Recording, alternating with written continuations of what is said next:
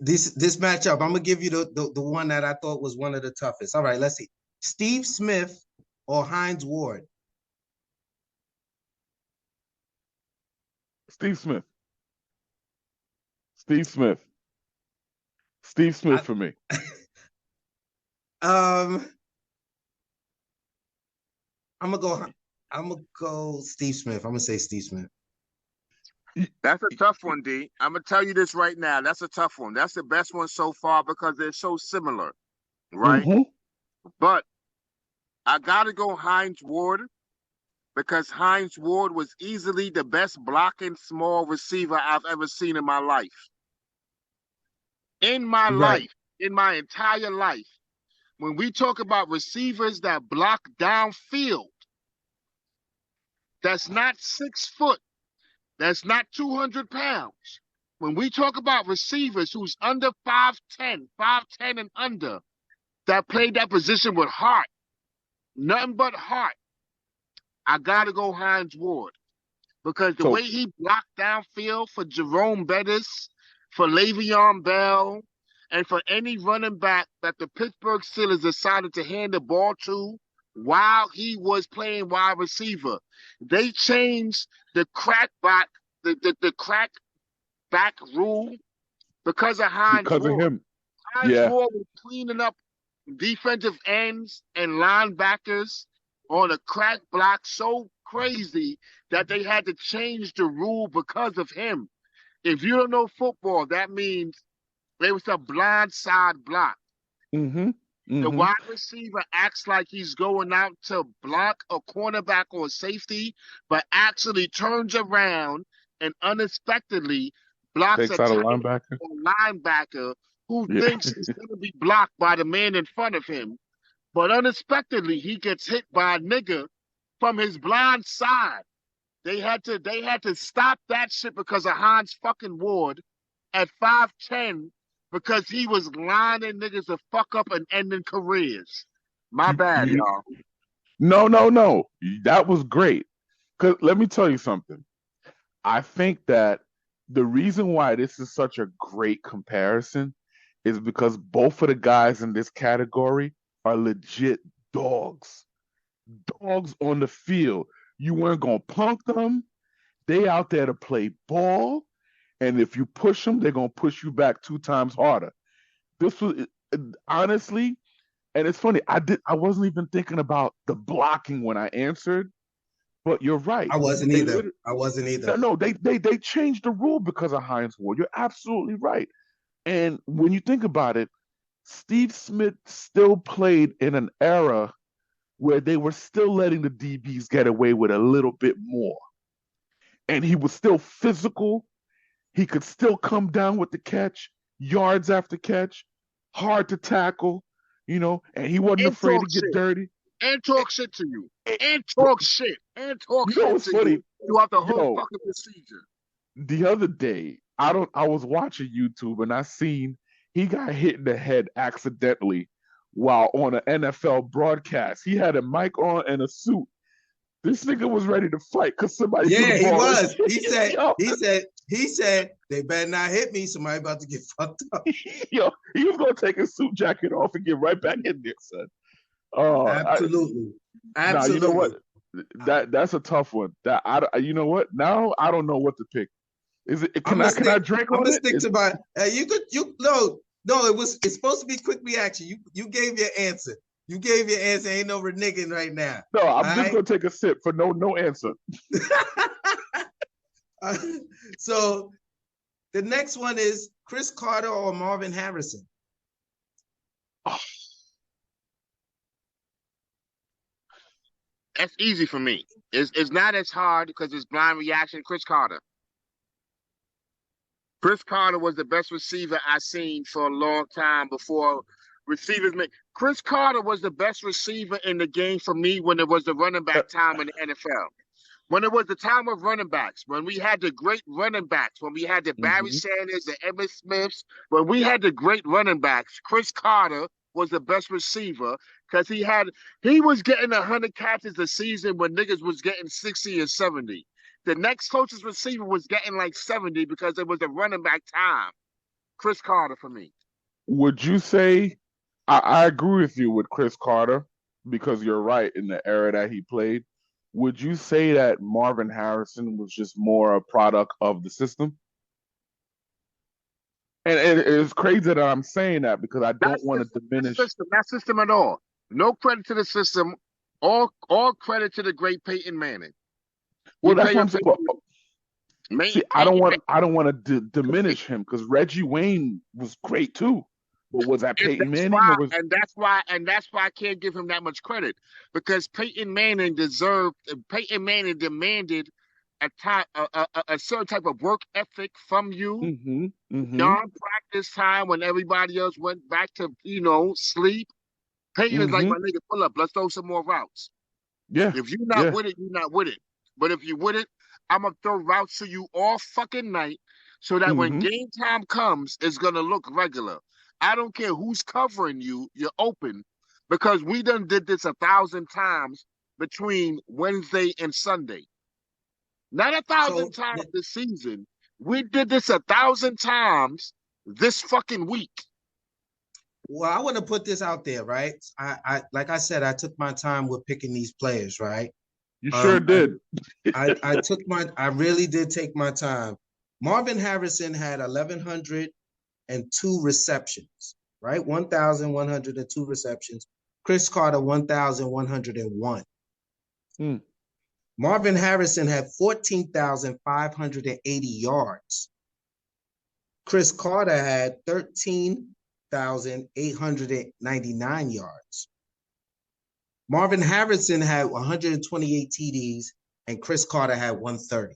So I think the comparison in far as numbers, yes, you can attribute that to Peyton Manning. Chris Carter was that kind of guy. I definitely agree with that. I like Chris Carter. He was more personality for me. Marvin Harrison just did what he had to do and was quiet. So for that personality, just because of he was glaring, he's one of the first impressions I got in football, I would be taking Chris Carter. But their numbers are extremely similar. Now look, right, when you say that makes me even want to point out even more that Marvin Harrison didn't play with anyone else but Peyton Manning. When Chris Carter played with niggas like Neil O'Donnell, the best quarterback that he played with was fucking Randall Cunningham. And then a very young Dante Culpepper. When Culpepper got there, Chris Carter was at least a veteran, like 11 years in, 13 years in the game. When Culpepper got there, he was playing with bums. And Randy Moss was on the team too, right? But he was not at first. He got drafted eventually, yeah. He was an old man when Randy got there. I know because I was watching him for a long time. He was an old man and a 6-time Pro Bowler already when Randy got there. Marvin Harrison only played with Peyton Manning. That's it. With that being said, a lot of some of these players, did have one quarterback or one particular quarterback that they have to credit to their success. I'm gonna do one more, maybe two. Let's just see real quick. I want to make this even here, so I'm gonna go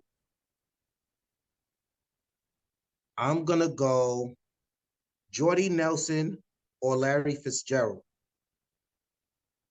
Fitzgerald. That's silly, D. That's not a good one. That's been doing easy one all night. That one is not. That's easy. Larry Fitzgerald. Easy. Okay. Fitzgerald. Listen, it's subjective because I'm a fan. If you're a fan, it makes it easy, but the numbers don't say it. So that's what I'm saying to you. I could say all I don't want. The numbers say something different. I'm pairing them up not only because of numbers, but because the way they were effective in their prime is different. You got to remember, Larry Fitzgerald played with Anquan Boldin in his prime. In his prime, that's where he was to me the best, right? Jordy Nelson might have played with who? Greg Jennings. Who did Jordy Nelson play with? He played with one of them, or Donald Driver, one of them, right? He played with Greg Jennings. He played with Randall Cobb. And and Devin Johnson. All three of them niggas you name he played with. He don't He played with forget all his. played with Brett Favre and A-Rod too. Yeah, I mean the QBs he played with were better than the QBs Fitzgerald played Yeah, with. but I'm not. We're not taking. I know that's y'all making it about that, and I understand how that plays a factor. But Set us up. there's still there. Listen. You can't be the only example. And shout out to my co-host here who made a clear example of this. Right when I mentioned Andre Johnson, and he said that was an easy decision.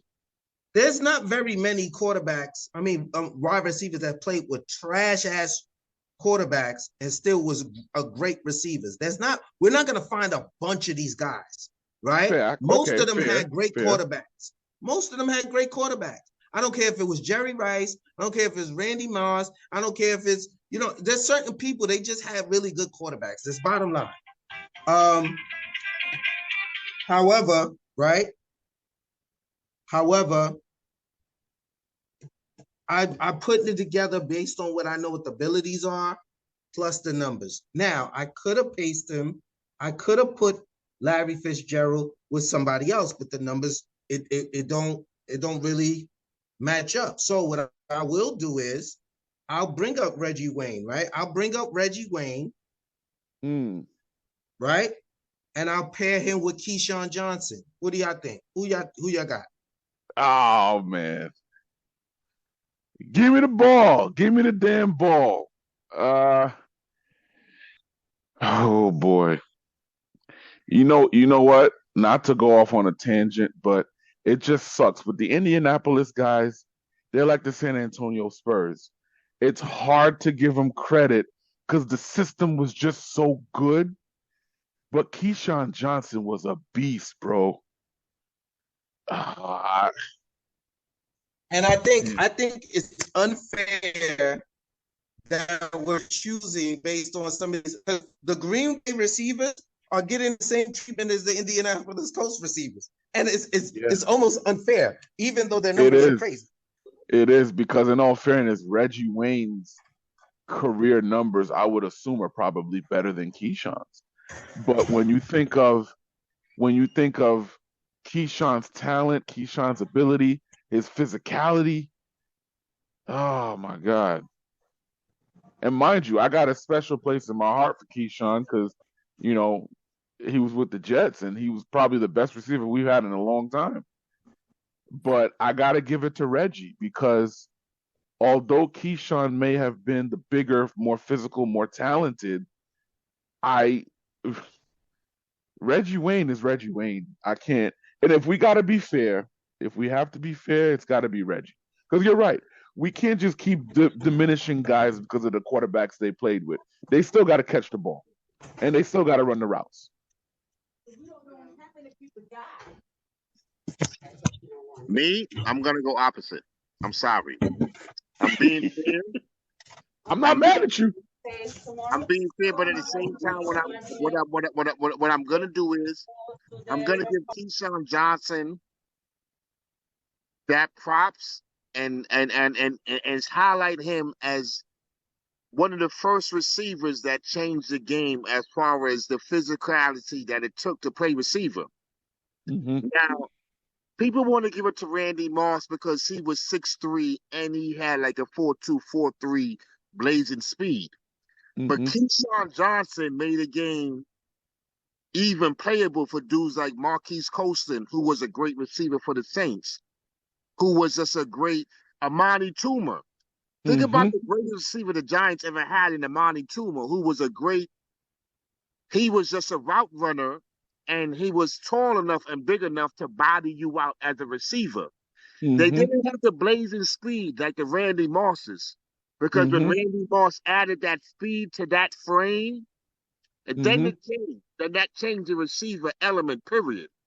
Reggie Wayne was and always going to be a great route runner that played with a great quarterback who, no matter what your defense was, their timing was just fucking impeccable.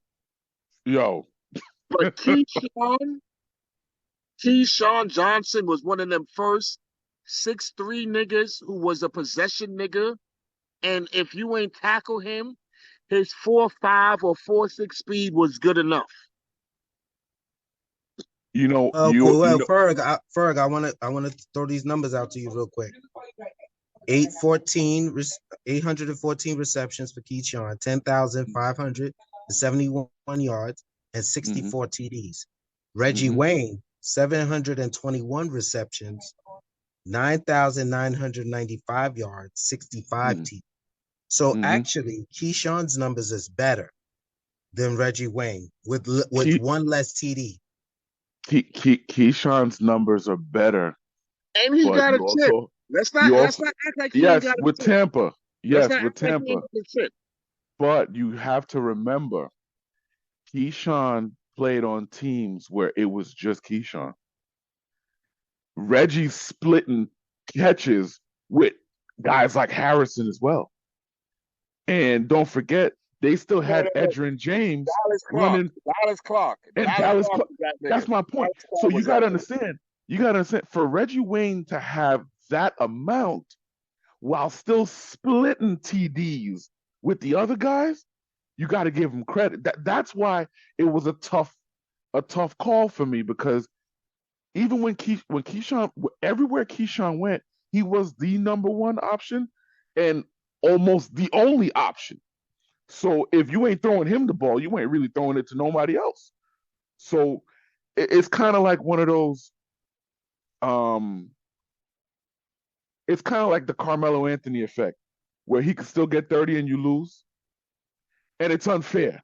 It's unfair, but that's how I saw it. Where his overall talent, he was a better receiver from that point of view. Big body, like Brandon Marshall's another one.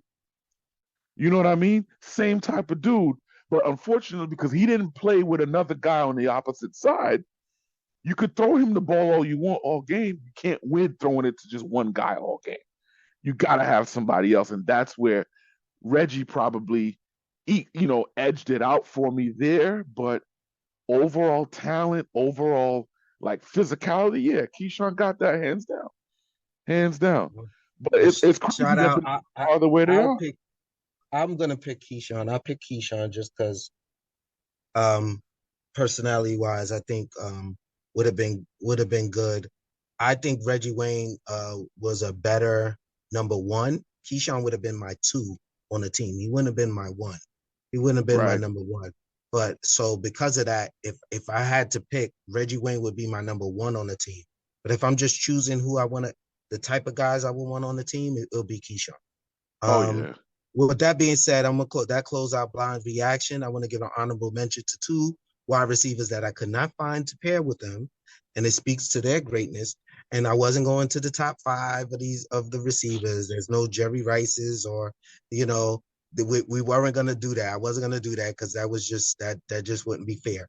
So Isaac Bruce and Torrey Holt, I could not find anybody to pair up with those 2 guys, unless it was going to be going to the guys like a Jerry Rice and stuff, because their numbers for whatever reason are off the chain. The greatest show on turf,